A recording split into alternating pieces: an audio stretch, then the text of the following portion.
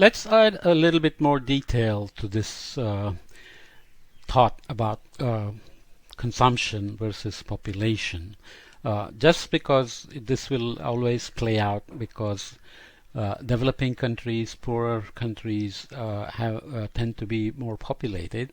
It's always easy to point a finger and say population is a big problem, and in fact some of the politicians in rich countries use that as an excuse to delay action on their part, right? So here is something that's proposed by Seth Wains and Kimberly Nicholas about how much of a reduction of carbon footprint can be done. Tons of CO2 equivalent saved per year for one person undertaking each action, where they talk about going car-free, avoiding one transatlantic flight, choosing green energy, switching from electric car to car free, choose plant-based diet, replace typical car with hybrid, washing clothes in cold water, recycling, hang drying clothes, upgrading to energy efficient light bulbs. Very great, right? This is really instructive as to the number of choices you can make and how much carbon reduction can be done.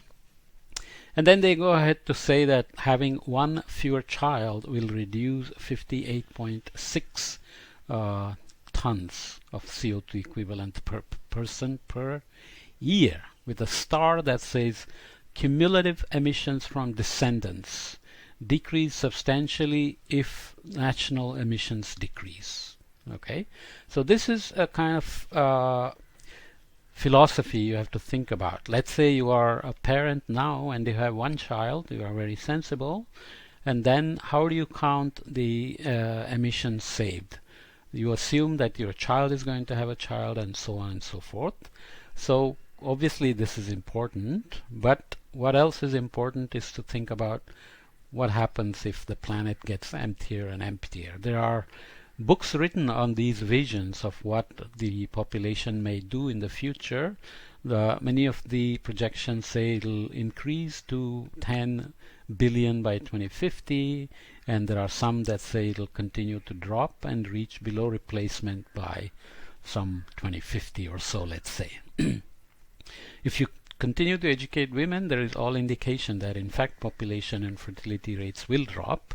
But there are also other issues, as I always mentioned about Norway. Population can drop so low that you will have serious problems of finding employees to do certain jobs. Okay, so unemployment cannot be very low, because then you don't have people to do some low-level jobs.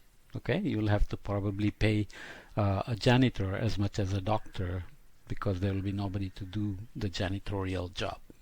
So there are complicated issues. The other thing to notice is something called the IPAT equation. It basically was something that evolved in the 1960s by Holdren and Paul Ehrlich, and it talks about the environmental impact. It's kind of simplified, looks at population times affluence, which is defined as consumption per person, which is what we were talking about here, and impact per unit of consumption. It's like an ecological footprint, let's say, or emission per person. Okay, so well, this is consumption, this is emission. Okay, so is population growth the root cause, or is it still affluence? So this is from National Geographic, a bit old, but still valid, and shows how in 2011, going from 1900, affluence or the world GDP has increased, how population has increased, and how technology or impact per unit consumption has increased. So this you can think of as efficiency, for example. Driving a car depends on how big the car is, how fuel efficient it is, what kind of fuel it is using, etc. Right? So that's where the technology comes from. And the basic idea you can understand is that the affluence is a monster that's dominating. We are getting richer. Everybody wants to get rich, at least in terms of standards of living.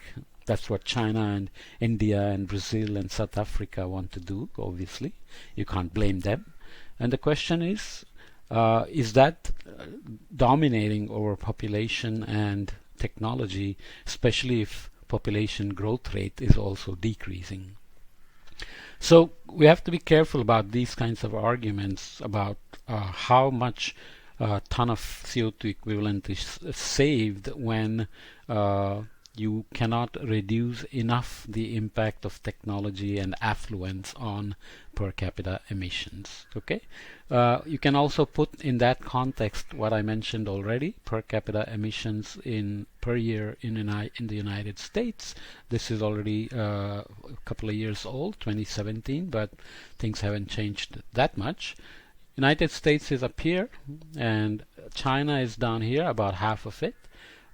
India is down here, really small, but as I said, India now has a fairly significant top 10% which are consuming at least this level, if not closer to somewhere here, and that will keep increasing in terms of the number of cars they will own, meat consumption, fish consumption, travel, big houses which consume energy, and so on. Okay, so population also has to be considered in terms of per capita emission, but also how you average over the population of a particular region.